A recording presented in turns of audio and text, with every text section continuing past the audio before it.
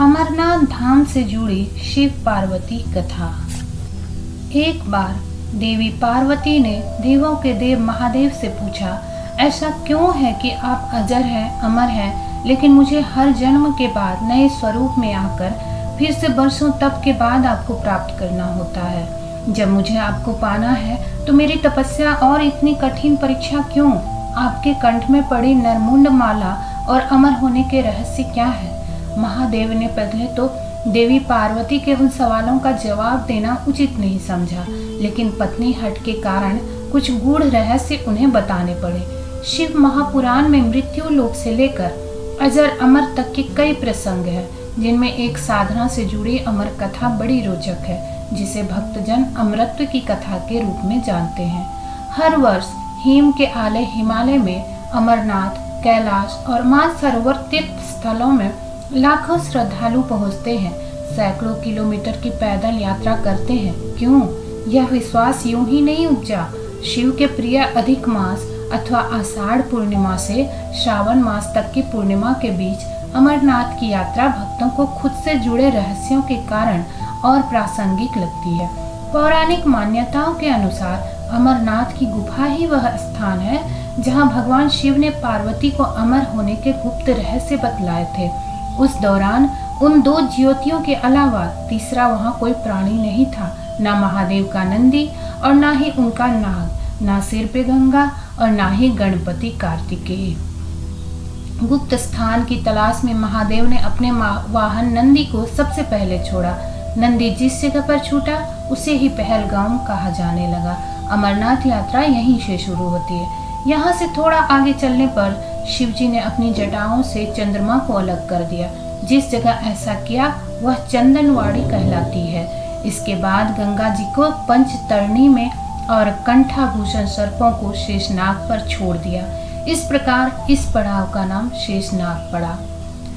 अमरनाथ यात्रा में पहलगाम के बाद अगला पड़ाव है गणेश टॉप। मान्यता है कि इसी स्थान पर महादेव ने पुत्र गणेश को छोड़ा।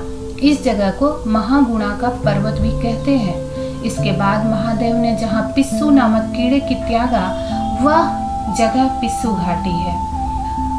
इस प्रकार महादेव ने अपने पीछे जीवनदायिनी पांचों तत्वों को स्वयं से अलग किया। इसके पश्चात पार्वती संग एक गुफा में महादेव ने प्रवेश किया। कोई तीसरा प्राणी यानी कोई व्यक्ति, पशु या पक्षी गुफा के अंदर घुस कथा को ना सुन सके, इसलिए उन्होंने चारों ओर अग्नि प्रज्वलित कर दी। फिर महादेव ने जीवन के गूढ़ रहस्य की कथा शुरू कर दी। कहा जाता है कि कथा सुनते सुनते देवी पार्वती को नींद आ गई। वह सो गई और महादेव को यह पता नहीं चला। वह सुनाते रहे। यह कथा इस समय दो सफेद कबूतर सुन रहे थे और बीच बीच में गूं गूं की आवाज निकाल रहे थे। महादेव को लगा कि पार्वती मुझे सुन रही है और बीच बीच में हुंकार भर रही है। चूंकि वैसे भी भोले अपने में मग्न थे तो सुनाने के अलावा ध्यान कबूतरों पर नहीं गया। दोनों कबूतर सुनते रहे। जब कथा समाप्त होने पर महादेव का ध्यान पार्वती पर गया तो उन्हें पता चला कि वो तो सो रही हैं। तो कथा सुन कौन रहा था?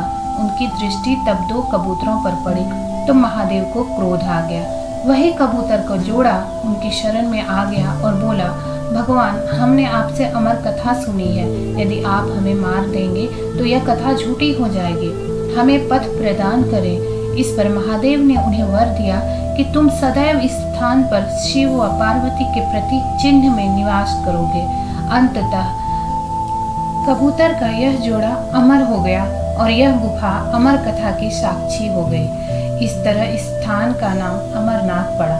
मान्यता है कि आज इन दो कबूतरों के दर्शन भक्तों को होते हैं। अमरनाथ गुफा में यह भी प्रकृति का ही चमत्कार है कि शिव की पूजा वाले विशेष दिनों में बर्फ के शिवलिंग अपना आकार ले लेते हैं। यहाँ मौजूद शिवलिंग किसी आश्चर्य से कम नहीं है।